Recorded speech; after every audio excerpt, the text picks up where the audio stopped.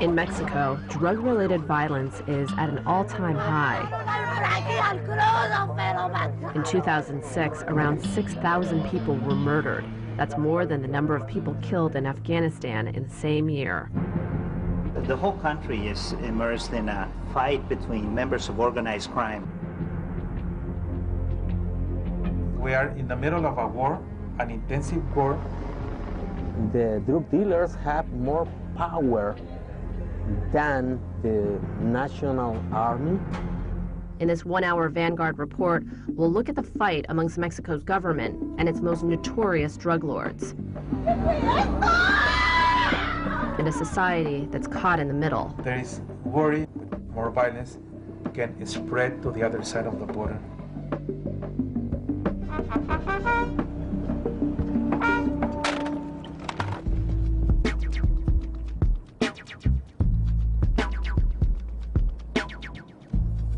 So we are crossing over right now. We are heading from El Paso, Texas, into Juarez, Mexico. We were headed to Juarez, Mexico's most violent city. It's a battleground that doesn't look like one.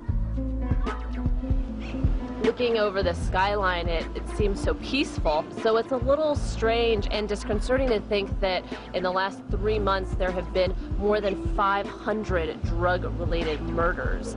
And that's why we came to Juarez. We wanted to try to understand what's going on.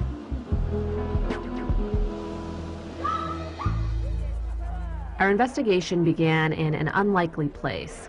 While preparing for our trip, we'd been in contact with the U.S. consulate in Juarez. An official there asked if we'd speak to a group of university journalism students about the U.S. media. We accepted. Hi, everyone. Thank you for having Mitch and myself here. We're happy to be here. Mitch and I lead a team of young journalists who go around the United States and all around the world reporting on certain stories. What's your worst risk doing journalism around the world? To tell you the truth, I was pretty nervous about coming here to Juarez. At that moment, I began to feel kind of silly. Juarez seemed just like any other normal city, until I asked my next question. How many of you here feel like you are affected by the drug violence situation? Could you raise your hands? All of us. Juarez doesn't look like a battleground until you start to see where all the shootings have been going on.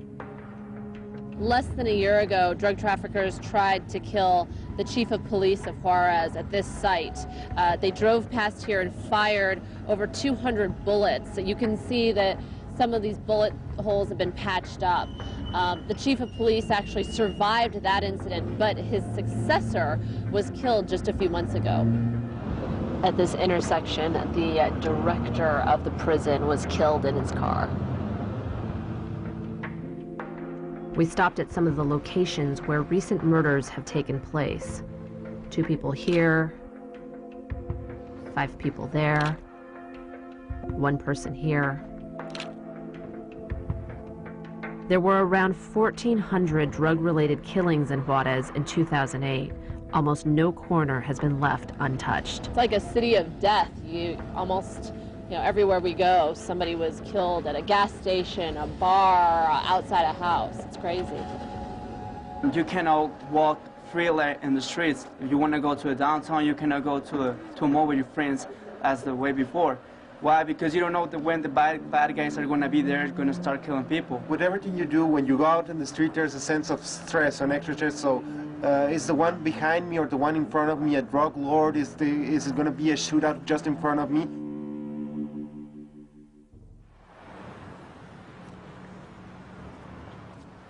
So this right here, the Rio Bravo, is what separates Juarez, Mexico from El Paso, Texas. You can see behind me, there's a Border Patrol truck looking into Mexico.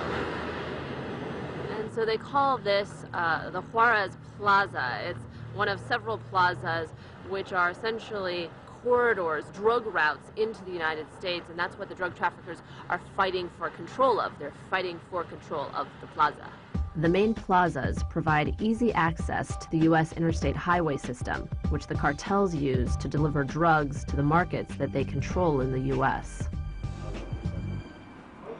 The mayor of Juarez was elected at the end of 2007 to bring reform to the city.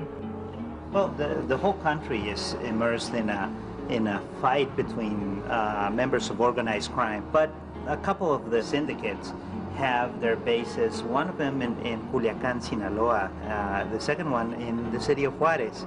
And because this is where they're based at, this is where the war between those groups has been more intense. The drug trade into the U.S. is what causes a lot of the problems in Mexico, because the money that's created by that is not because people from Juarez are consuming drugs, it's because people in the United States are demanding drugs and they flow through the city of Juarez.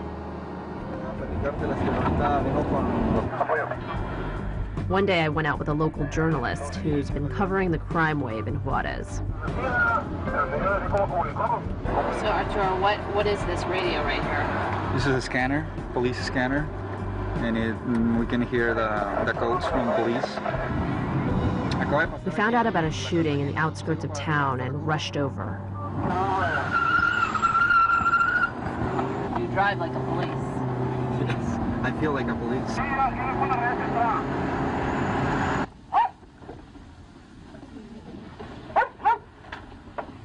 Disculpe, ¿dónde encontraron al muerto? ¿Ya se fueron? ¿Ya se fueron? Sí, ya. Gracias. Oiga, disculpe, ¿dónde fueron? ¿Se lo encontraron a la persona? Allí. Did they take the body away already? Yes, they're taking still the forensics. ¿Qué fue lo que pasó ahí, disculpe? Mataron a dos. A dos. ¿Y ustedes escucharon los balazos? Ella sí, yo. Yesterday in the night, he just heard the shots, 2 shots, and then some kid find the body, and were 2 bodies. Sounds like an execution. Yeah. We got into the site just as the forensics van was taking the bodies away, but Arturo's photographer friends had gotten there a few minutes earlier and were able to document the crime scene. In one video, you can see shell casings on top of a cliff. It looks as if the 2 men were executed there, and then their bodies were thrown into the trash dump below.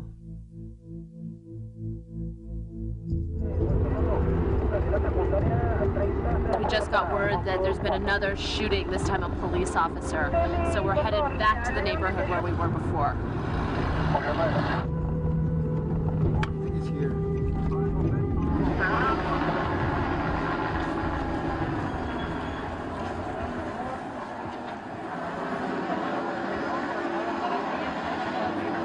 Yes, oye, Ray, ¿dónde está el muertito? ¿Dónde está? ¿Dónde lo mataron? And the dead body, it's inside of the store called Modelorama, L&E. Do we know if it was a police that was shot? Yes, it's supposed to be a police. So this is just another police officer dead. There have been 40 killed so far this year in Juarez. Are scenes like this, people getting killed, something that you see often? Dice que sí es muy común para ustedes ya estar viendo que están matando gente. ¿No es común? No es común. ¿No te parece que sea común? No. Oh, he says that it's not very often here. Okay. Bueno. Thank you, guys. Thank you. Ready? Yeah. So those kids don't talk because they're thugs, right? Yes, they are part of the gang, so Right. They don't want to they talk. just lie. Okay, ahí voy para allá. They're just happening one after another.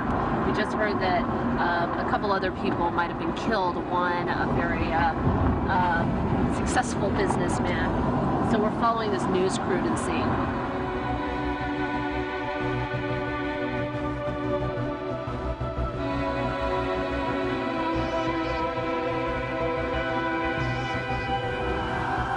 Do we know I who think it there is? are 2 bodies. It's supposed that was bodyguards of this owner, of these people. Of the owner of this amusement park. Right. Oh, there is the body?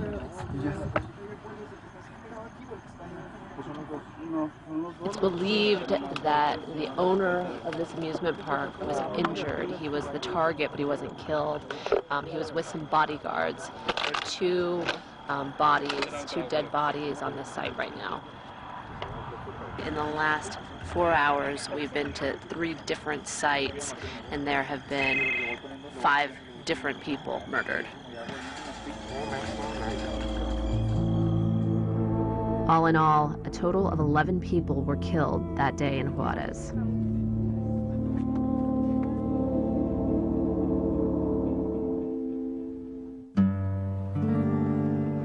Mexico is a popular tourist destination, especially for residents of the U.S. border states. As a kid, I used to travel here with my family on vacation. But fewer tourists are making their way across the border these days. Once bustling streets are now empty. Okay. Do I get on too? Yeah. Okay. Look at the camera, señorinas. Say tequila. Tequila. How many customers did you have today? 3 clientes. 5 years ago, how busy was it? $400, $300. Se formaban para poderse subir a... There would be a line, people forming. The increase in drug violence has produced a situation where not only tourists but locals are afraid to be on the streets. Juarez is a city without law. There's no law here. It's not just that you have to be careful when you go out or that when you're walking around the streets like maybe something's going to happen to me. It's just that you talk to people and they're just hopeless. In these days, you can trust. You see a policeman and if you doubt it, that would be in the cartel, that would be a honest policeman. People have little trust in a police force that's become known for working with and protecting the cartels. When you see all these cops out here, it's hard not to wonder who's a good guy and who's corrupt, because there has been so much corruption in the police world here in Mexico. There is no doubt that these people develop their business because of the protection of authorities, because there is a lot of money involved. Many of the federal, state, and municipal police are linked to them. They receive daily information with what is going on. The police don't have the best reputation here. They have a very bad reputation. It's important to say it, and it's important to recognize it. It's the highest level of corruption that could be in a police force, and I'm in the process of firing about 400 out of the 1,600 police officers for failing lie detector tests, in where we have specifically asked them if they're involved in corruption with organized crime. Some people blame the rise in violence to power shifts within Mexico's government. For 71 years, Mexico was ruled by one party, the PRI, which maintained order by allowing some cartels to operate as long as they kept their violence out of public sight. But in 2000, the PRI lost power and Mexico ushered in a multi-party democracy. Corrupt elements within the new political parties had ties to different cartels, and the war over control of the drug trade began to escalate. In Tijuana, one of Mexico's most violent cities, I visited the office of Alberto Capella, an outsider and reformer who was brought in to head the police force and to break the ties between the cartels and corrupt officials. Well, you mentioned that you're fighting these two wars, a war within the police world and a war within the drug trafficking world. You must have a lot of enemies. A lot of enemies, yes. And every day I have a new ones. Every year we are losing our space, our liberty, our freedom, because it's in the hands of the criminals. Capella offered to give us a tour of the city. He showed up at our hotel in a convoy with an entourage. So right now we have 1, 2, 3, 4, 5, 6, 7, 8, 9, 10, at least 10 bodyguards right now. We're heading right now on a patrol. We have one police truck in front of us. We have 2 armored vehicles full of policemen behind us, and we are here in the armored vehicle of Mr. Capella. You can tell by this. very thick.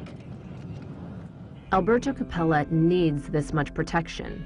Just before he took the job as head of Tijuana's police, 20 to 30 armed men came to his house. Capella was alone. His attackers fired 250 rounds into his house, but missed him.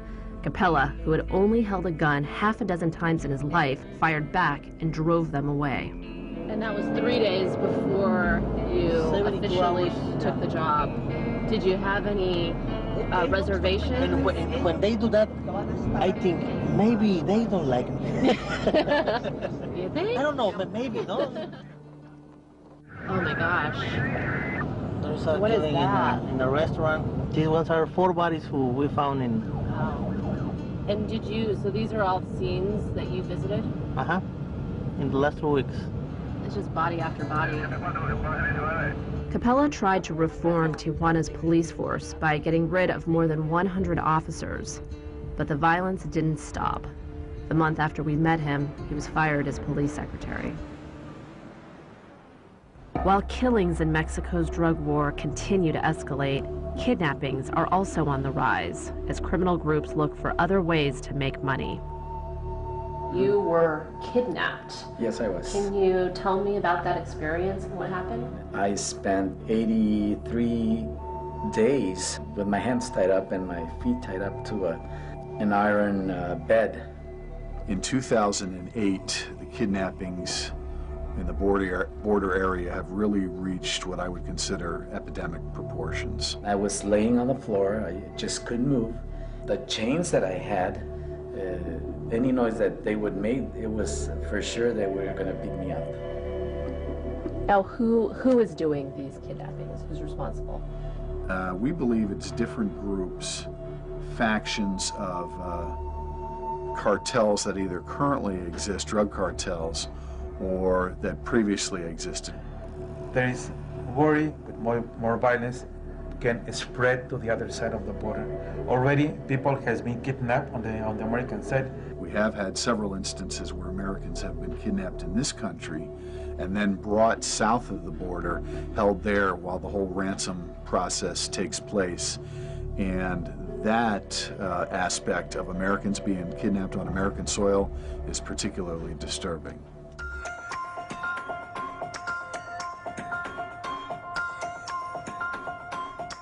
Every day along the U.S.-Mexico border, scenes like this are happening. A car is pulled over and searched. Show me, buddy. Show me. Drugs are recovered. These agents are battling to keep illegal drugs produced in Mexico or transported across Mexico from entering the U.S. To help block smuggling, the U.S. has been building a border fence since the 1990s. It's Mexico. Right through that hole. So we'll continue on west, and then we'll run into Smuggler's Gulch. We met Agent Alatorra, who took us on a tour of the border fence in the San Diego sector. The patches of concrete that you see in the road that we're currently on were all tunnels that were discovered by Border Patrol agents. So there's so many of them right here, like 1, 2, 3, 4, 5, Yeah, and we 6. just passed 2. So these are like 6, 7, 8 attempted tunnels. Exactly. And they figure that it's easy enough, so you know there's quite a few attempts in this area. As we drove, we saw new construction designed to foil smugglers.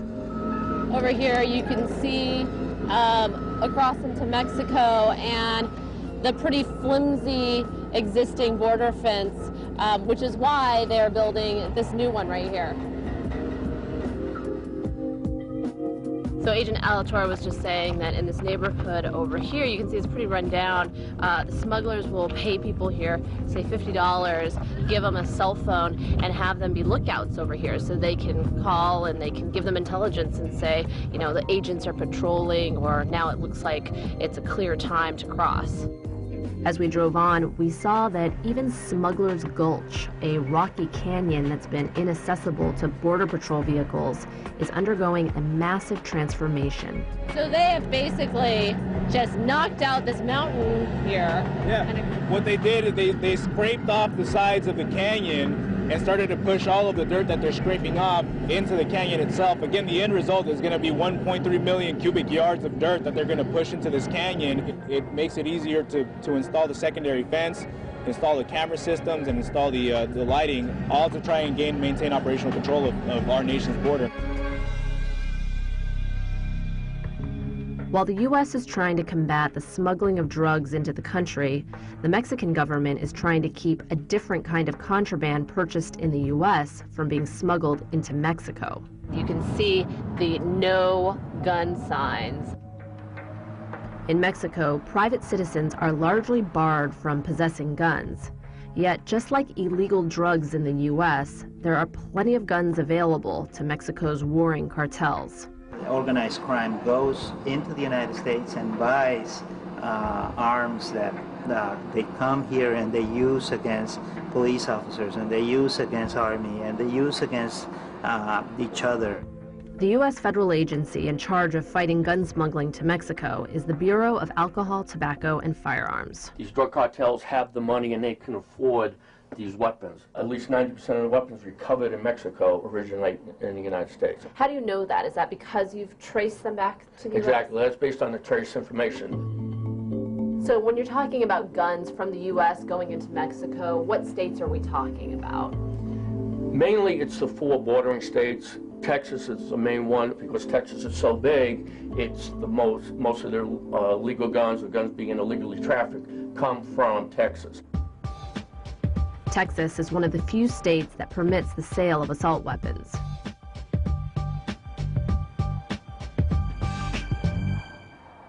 What you see are all legal firearms in the trade. In Texas, it's legal for U.S. citizens to buy an assault weapon after undergoing a background check.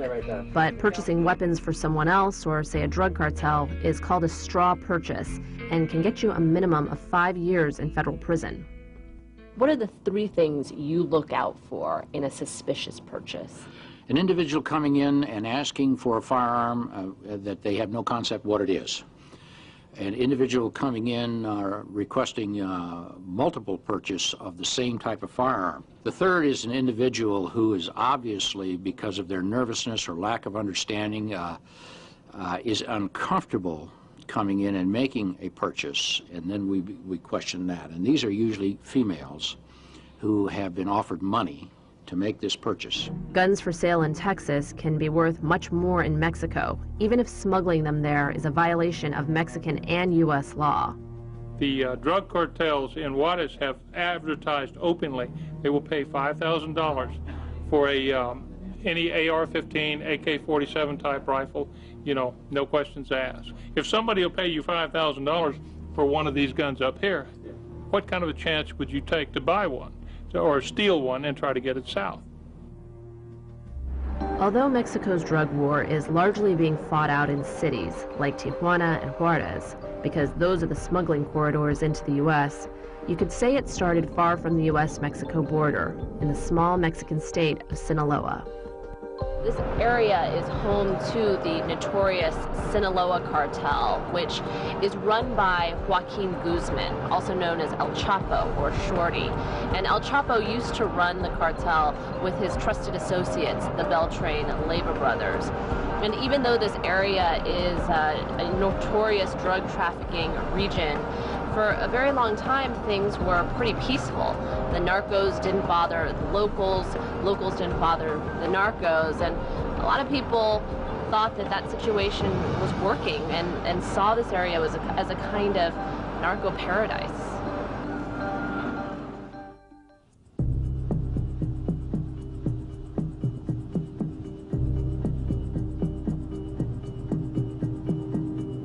This is one of the nice neighborhoods in Culiacan, and we've been told that many of the residents here are involved in the drug business.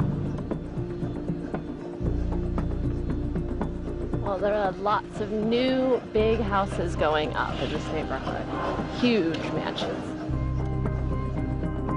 Local economists estimate that narco-trafficking is the single biggest industry in Sinaloa, making up 20% of the economy. All around me, you can see this big building boom that's been going on in this city over the past 10 years. And in many ways, these very legitimate businesses have been benefiting from narco money. You have the traffickers and the dealers making lots of money, and they, had to spend it.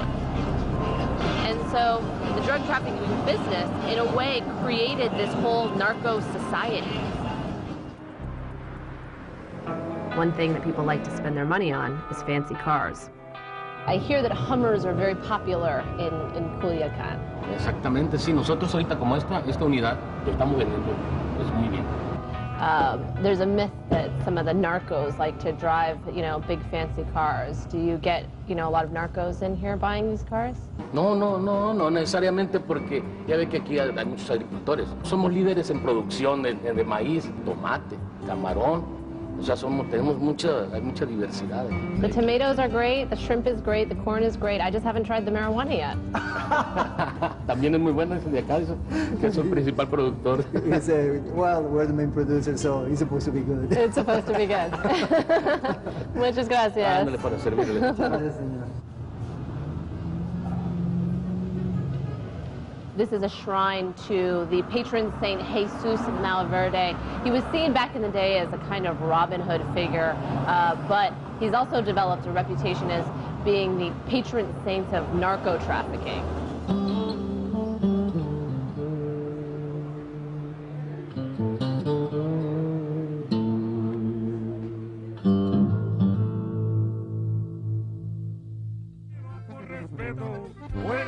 Sinaloa's narco culture has also spawned a popular genre of music throughout northern Mexico. Bands sing so-called narco corridos, or ballads that glorify the drug trade.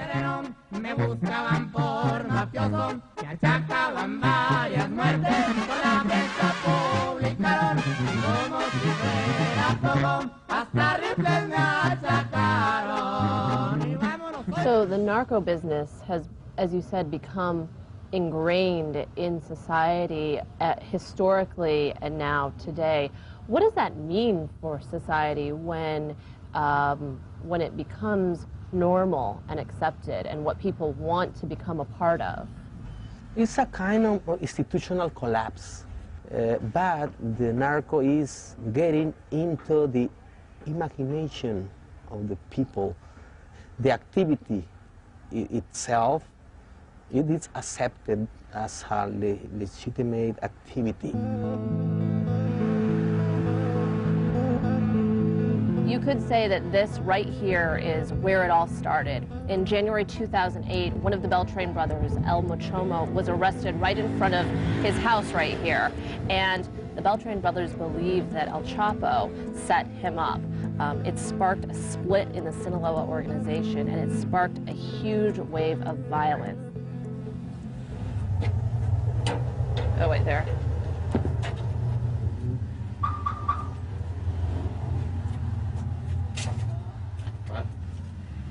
Let's not stay here too long. No, let's go. Okay, so right here you can see that someone has left him a message. It says, "I love you, Mochomo, I miss you, you're a little girl." The drug war is being fought out on the streets of Culiacán, but the actual cartels come from a remote region of Sinaloa known as the Golden Triangle, where few dare to go.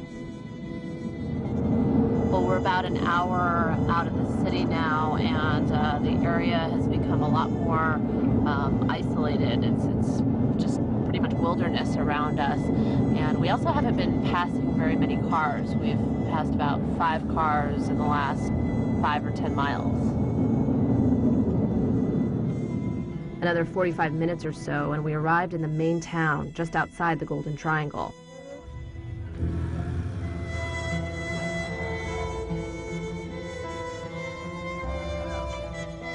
So we just arrived here in Badiraguato, and the region around this town is where virtually all of Mexico's most powerful drug lords come from, including El Chapo. As we were getting our bearings, an army patrol rolled in. It seems like such a small, quaint town, and then you see scenes like this, and it just reminds you about the violence that goes on in this region. We hooked up with Omar, an official in the mayor's office, who agreed to give us a tour of the region. Hi, I'm Lauda. Nice to meet you. These are our police escorts. We are headed out of this main city into one of the smaller towns. Our escort is telling us that the soldiers have been destroying a lot of the marijuana fields in this region, and it's left people struggling to find any source of income. So they've been turning to banditry, which is why we have our police escort to make sure that we can get to the next town safely without getting robbed.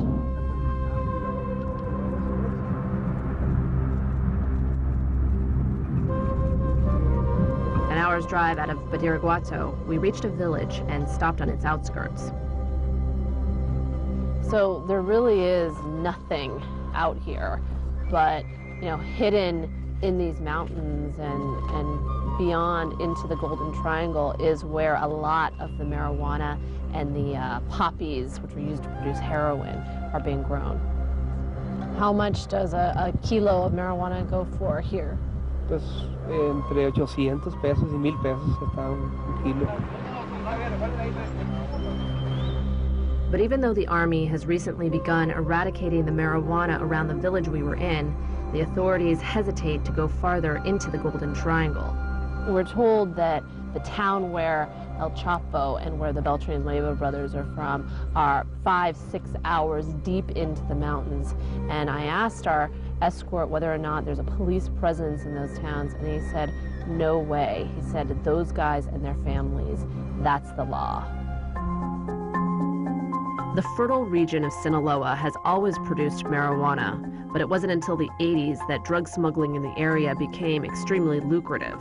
During that time, Colombians were cut off from using Florida to smuggle cocaine into the U.S., so they began working with small-time traffickers in Sinaloa to move drugs through Mexico. By the 90s, Mexico's drug families had replaced Colombians as the wealthiest, most powerful cartels in the world. Today, one of the most notorious cartel leaders is El Chapo. Do people here like and support El Chapo? Sí, claro que sí. Pues es el apoyo que tiene la gente aquí, económicamente hablando. Pues a él les ayuda a la gente, ellos trabajan para él y les ayuda. O sea,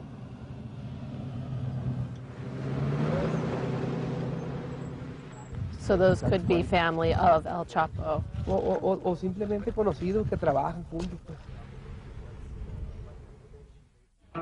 Then it was time for a lunch break. Got some steak and potatoes going on here.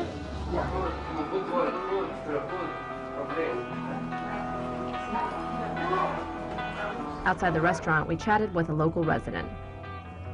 Me llamo Lauda. Laura, me llamo Rigo. Rigo. We heard that the military's eradication of the marijuana has impacted a lot of people here. What do people here think about the military? Pues se han portado muy mal, dicen partes, han matado gente inocente, así. Se han metido a las casas sin permiso también. And what about people involved in the drug business, like El Chapo? What do people think about El Chapo? Pues muchos, pues les ha servido mucho, él le han metido carreteras, la luz, y mira un enfermo, lo cura, así, pues cuida a la gente. No, lo que pasa es que la casa lo dice, pues, también la casa. So you have the most powerful drug cartels in Mexico, and their families all come from this region, and some of the family members are buried here at the cemetery.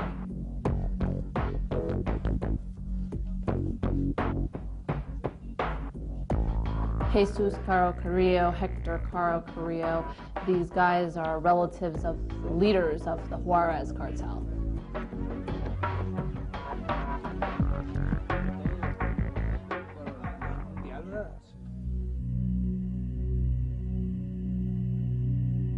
She's telling me that this is not a good idea to stay too long here because people are watching us right now. Okay. They know we're here, so...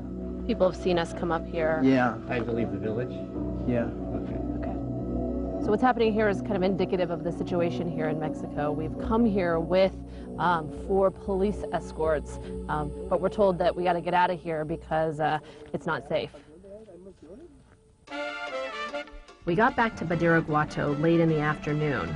For our safety, we had to be out of town before the sun set on us, but we lingered to see the locals coming out to cruise the town square. This area is so notorious for drug trafficking, but at the same time it seems so innocent. Like people are just driving around in circles in this square for fun.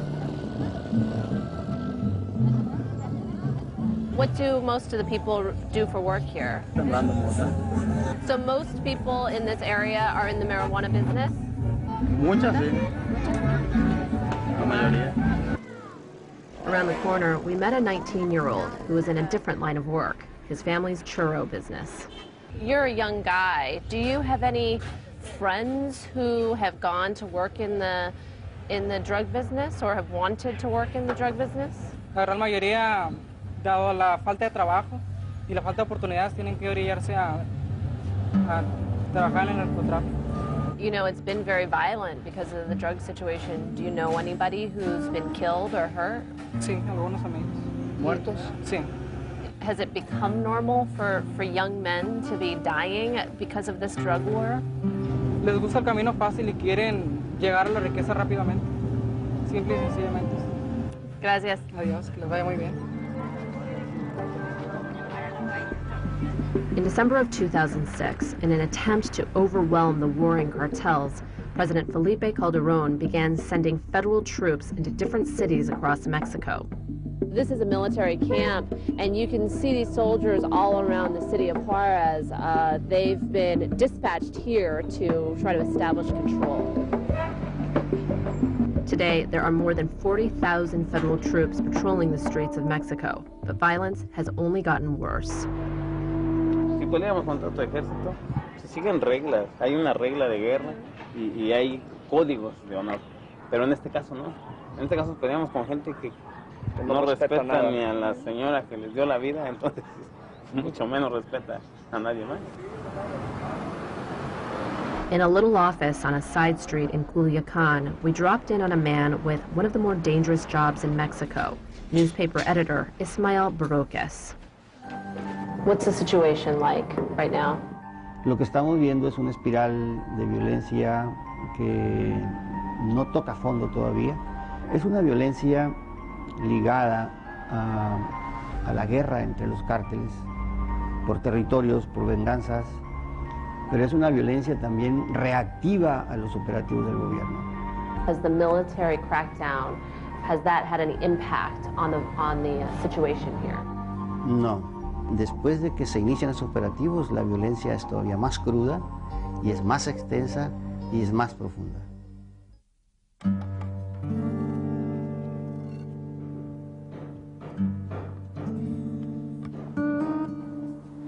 We're just walking through this cemetery and you can see these huge, really intricate mausoleums, and you have to think that you got to have some money to be building these things. When you think of cemeteries, you think of people dying of old age. And at this cemetery, there's one thing that most of these people have in common. They're men and they're young.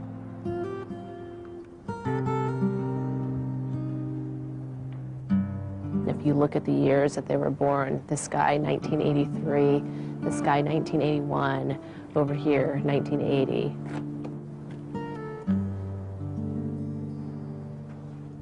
They've left some different things to pay tribute to this young man that was killed. He has 2 cans of whiskey, and then down here on the inside he has a few bottles of Tecate beer, snacks like chips and nuts, a Coca-Cola.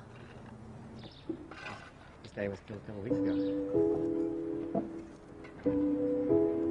The guy still has braces.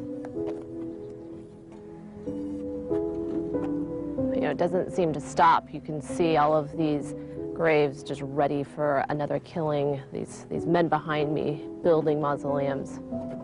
Right here you can see this young man, Lupito, and up in the corner, an AK-47.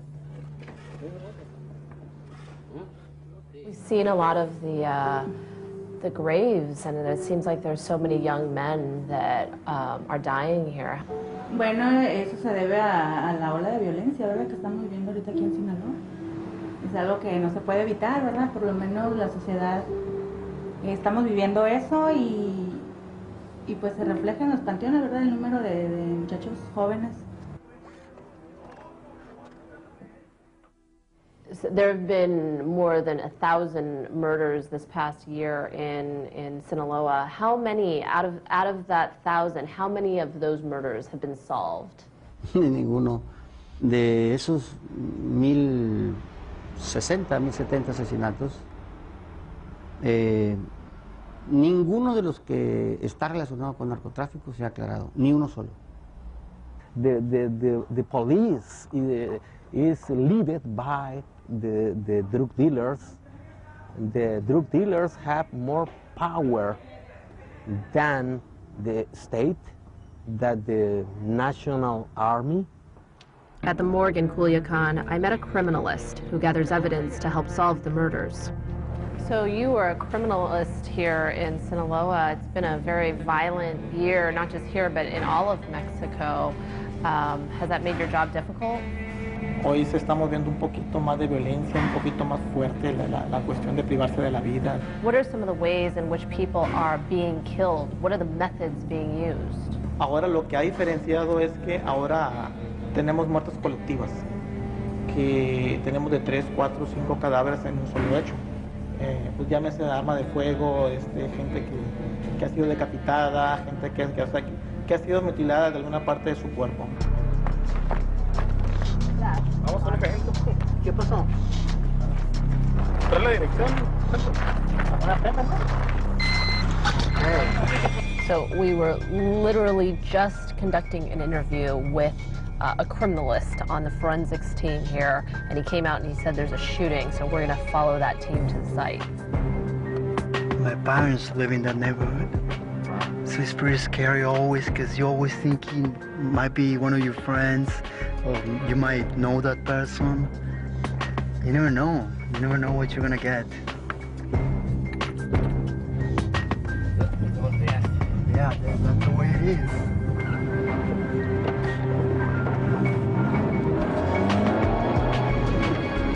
We arrived at the crime scene just as the forensics team was walking in. A doctor had been shot by 2 guys with assault rifles who stormed his office and gunned him down. Is this just normal? You just see, you've just been... normal ver este tipo de cosas aquí? Por supuesto, es de lo más normal. Él fue bien, fue uno. Aquí matan por puño.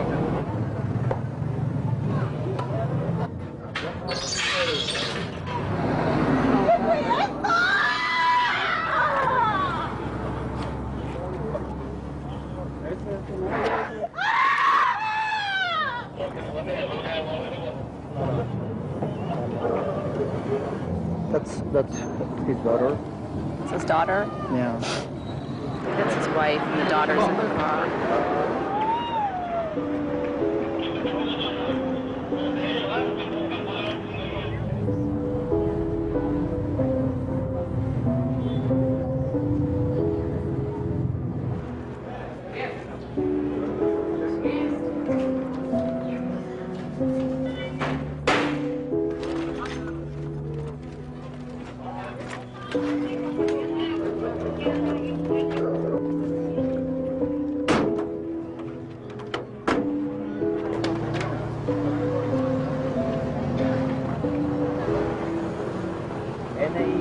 It's hard and disturbing to think that this scene happens here every day, multiple times a day.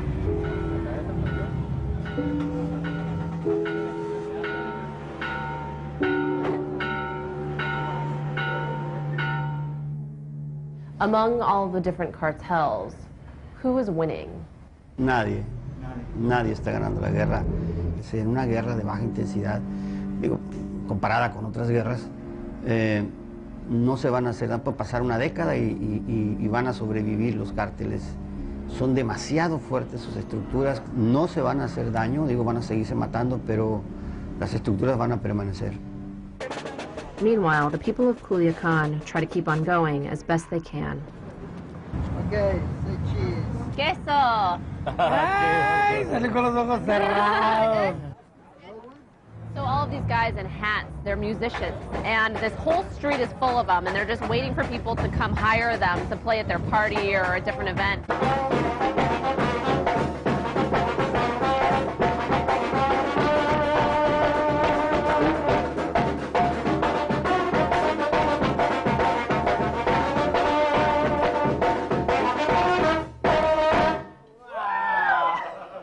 Oh my gosh.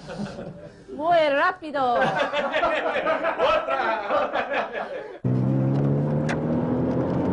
So Miguel, what are you hearing? Someone from mine, the contact just called me. There is a shooting right now going on about outside a supermarket, about 2 miles from here, and there is 2 dead bodies over there.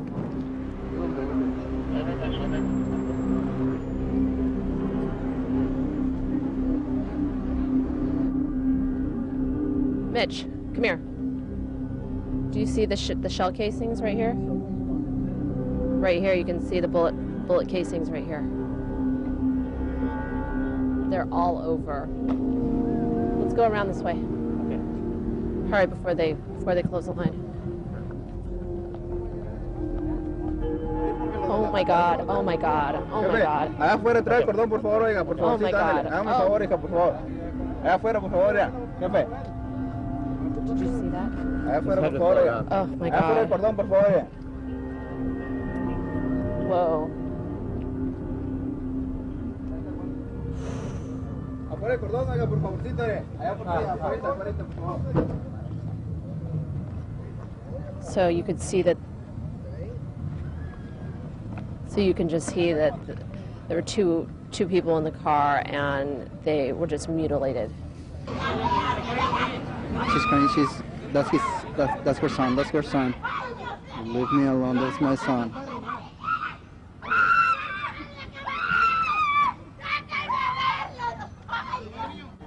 He's cursing the killers. She's cursing the killers. The killers. I curse the killers, wherever they are. Why you stole this from me? Why?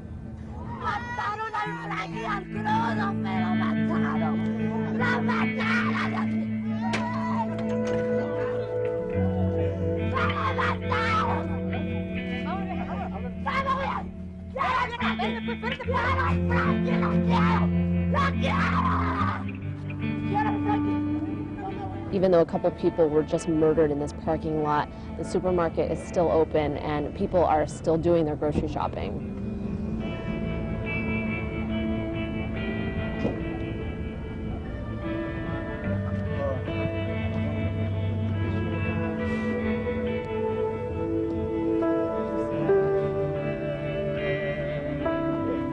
Do you think that things will get better? Do you have hope? No. No creo, y menos aquí en Culiacán. There is another shooting right now. There's another shooting right now? On the other side of the other part of town, it's one dead person. Another person is dead in another part of town. But we'd seen enough and couldn't rush off to one more murder in a country where killings have become just a normal part of life.